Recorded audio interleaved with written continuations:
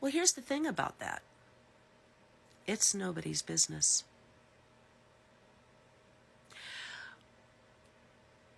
Widows and widowers, we are damned if we do and we're damned if we don't.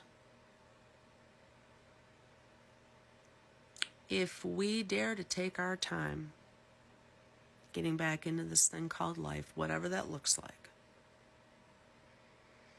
well, then we're stuck. We're wallowing. We're attention seeking. We're this, we're that. Inadvertently disrespecting our spouses because that's not what they would want for us. They wouldn't want us to be stuck. They wouldn't want us to be this. They wouldn't want us to be that. They wouldn't want on and on. And if we dare more so to get back out there sooner than what the rest of the world seems to think we should, before that accepted a lot of time, whatever that looks like, well, we're still disrespecting our spouse.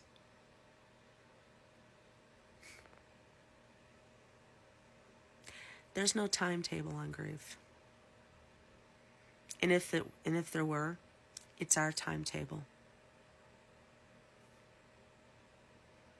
Nobody else gets to dictate that time.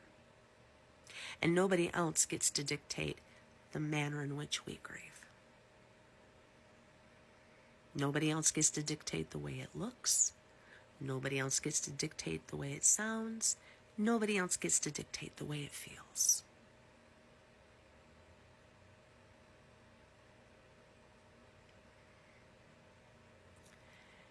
And here's something else.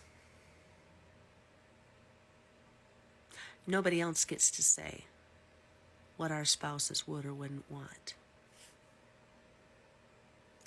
How do you know? Answer, you don't. You don't know. The only one that does is the widow or widower. And as a widow, speaking as a widow, that's my call to make, not yours. It's Jess's call to make, no one else's.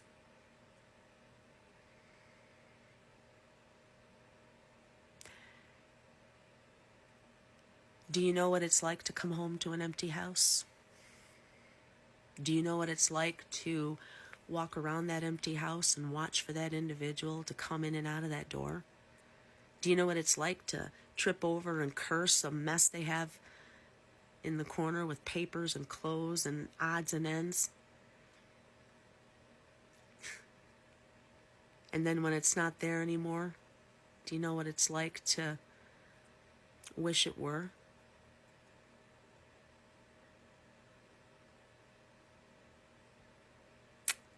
No?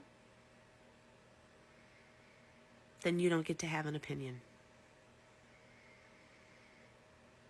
You just don't.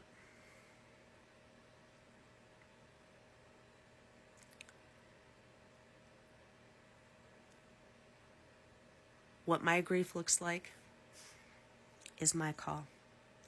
What Jess's grief looks like is hers. And how she responds, that's up to her. And how I respond, how any widow or widower responds, that's up to us. That's up to them. There's no right or wrong way to do it. There's no field manual. It's on the job training. We're going on wings and prayers. Literally. So.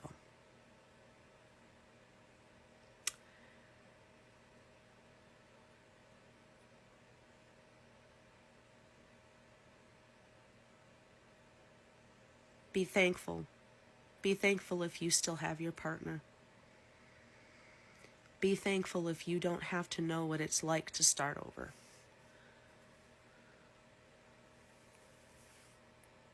Be thankful if you don't have to know what this kind of loneliness and grief is like. Be thankful. And then try to extend a little bit of grace.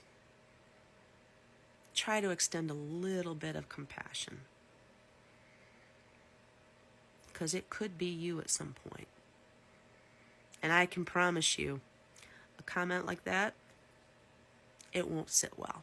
It won't. And it won't age well.